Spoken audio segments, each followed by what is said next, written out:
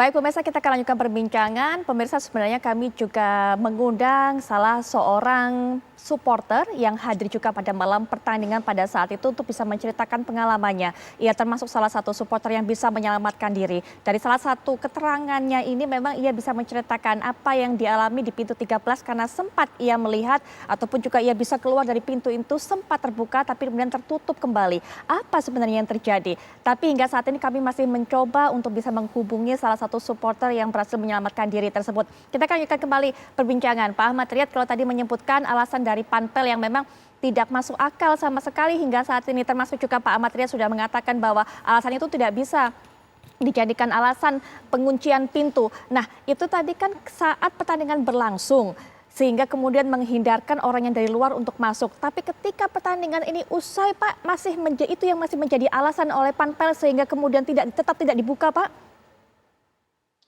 Enggak, itu setelah pertandingan selesai, 7 menit terjadi 7 menit sejak pulih terakhir, itu sudah ada gerakan, tapi biasanya pembukaannya dimulai dari yang berisiko rendah dulu.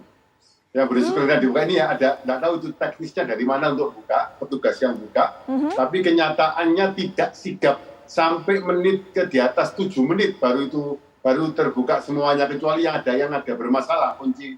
Ada yang pintu bermasalah menurut hasil temuan. Baik, jadi ada yang pintu stadionnya memang nggak bisa dibuka mulai berapa bulan katanya ada karatan atau apa kalau nggak salah itu. Pintu berapa, Pak? Apakah Bapak tahu? Pintu berapa tadi itu yang memang tidak bisa dibuka karena berkarat? Ya itu saya yang kurang, nanti kita tanyakan lagi. Memang saya lagi nggak di Malang sekarang, itu ada info yang terakhir.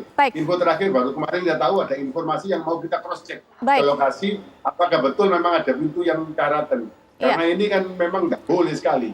Ya, Pak Ahmad Riyad, mungkin ini saya coba rangkaikan kronologinya dari apa yang Pak Riyad katakan, karena hal-hal yang menjadi konsumsi sidang Komdis selama ini mungkin tidak banyak diketahui oleh masyarakat. Jadi memang setelah pertandingan usai, pihak Panpel berupaya untuk membuka satu persatu pintu, tapi dimulai dari pintu yang memiliki resiko terendah terlebih dahulu, sehingga kemudian telat, Pak, untuk bisa membuka pintu yang sebenarnya adalah banyak sekali berjumlah penonton. Begitu ya, Pak, kira-kira? Petugasnya banyak, Mbak. Petugasnya banyak?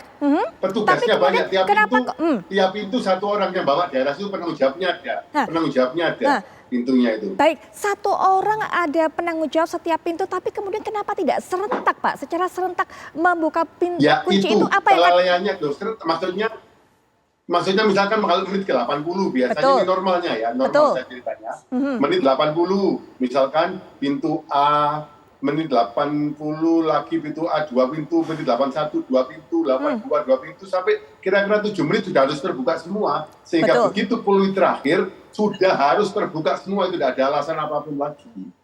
Baik. Itu untuk dasar keamanannya di sana, biar orang terurai dengan mudah, seperti itu. Baik. Pak Wahyu, setidaknya kita dapatkan satu fakta lagi mengenai hal ini dari keterangan Pak Ahmad Riyad, Pak Wahyu. Sebentar. Itu lalu ada lagi baik, sebelum Pak Wahyu, tidak normal ini. Apa ada lagi tambahan. Keterangan orang yang keluar itu tidak normal seperti orang setelah nonton bola santai pulangnya pelan-pelan, enggak. Ini keluar turun dari tangga sudah dengan kepanikan, dengan ada rasa sakit, ada tenggorokan, mata pedih, itu yang membuat resikonya bertambah 3 kali lipat. Betul, baik Pak. Dari biasanya. Iya, kami pahami hal itu. Mungkin Pak Wahyu juga bisa beri pandangan mengenai satu fakta yang juga berhasil diceritakan oleh PSSI ini. Iya, jadi memang kemarin yang kita sampaikan, Kapolres kan mengamankan pemain Persebaya dengan berbarakuda. Lalu dia ada di luar stadion. Di dalam stadion itu tidak diduga ada kejadian petugas melemparkan gas air mata. Nah, ini yang mungkin oleh Pak Riyad disebut sebagai pemicu. Maka kan itu kami, karena Komponas tidak punya kewenangan pro justisia, kita meminta Irsus kan sudah memeriksa siapa yang melempar, siapa yang memerintahkan, itu menjadi penting karena itu memang menjadi pemicu kepanikan. Kepanikanlah ditambah dengan kondisi infrastruktur stadion yang tidak memadai. Jadi memang ini berentetan, Mbak. Ditambah lagi dengan pintu yang sempit, pintunya kecil sekali Mbak, seperti ukuran pintu rumah lah. Saya kan lihat sendiri di lokasinya itu, jadi Iya, Pak Wahyu. memang ini rentetannya panjang sekali sehingga Baik. harus dirunut, harus proporsional kalau kita menyebut siapa saja urutannya salah. Baik, misalnya. baik Pak Wahyu. Bung Towel, dengan hal ini Komdis kemudian memberikan sanksi kepada pihak Panpel yang sudah lalai.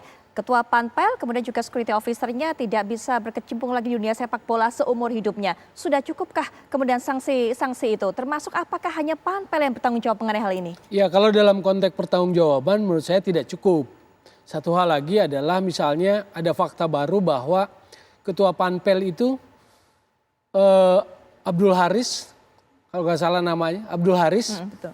itu adalah sosok yang tahun 2011 itu dijatuhi sanksi oleh Komdis PSSI. Ini bisa di cross check terbuka. Dijatuhi sanksi Komdis PSSI selama 20 tahun. Dilarang aktif dalam sepak bola. Seharusnya dia tidak bisa menjadi ketua Panpel pada pertandingan ini karena seharusnya. kan belum 20 tahun. Makanya ini terbuka untuk di cross check. Bayangkan adalah person yang sedang disanksi Komdis, dilarang terlibat aktif dalam sepak bola, ternyata menjadi ketua Panpel. Jadi makin gak karuan ini kesalahannya. Karena secara administrasi makin gak karuan. Orang yang sedang disanksi terlibat lagi dalam sepak bola gitu loh. Ini kan satu catatan yang perlu terus didalami dalam hal investigasi. Yang kedua adalah soal pertanggungjawaban gitu loh. Nggak boleh berhenti di sini secara hukum sepak bolanya. Nggak boleh berhenti di Panpel. Bahwa hukum positif berjalan kan silahkan. Seperti tadi nanti akan ada diumumkan oleh Kapolri ya. Siapa yang akan kena pidana gitu kan. Tapi dalam konteks hukum sepak bola juga jangan lupa. Karena sepak bola kan punya yuridiksi juga. Jadi ini kan persoalannya persoalan sepak bola, kasus di sepak bola, tragedi di sepak bola. Buat saya selalu saya garis besar bahwa Arema Persebaya ini bukan pertandingan liar, kompetisi resmi. Level paling tinggi, top tier, profesional football kan istilahnya begitu. Nah, Panpel Arema itu kan punya katakanlah kewenangan atau legitimasi menyelenggarakan pertandingan kan dari operator liga, LIB. LIB sendiri menjadi operator liga, kewenangannya dari siapa? Dari PSSI.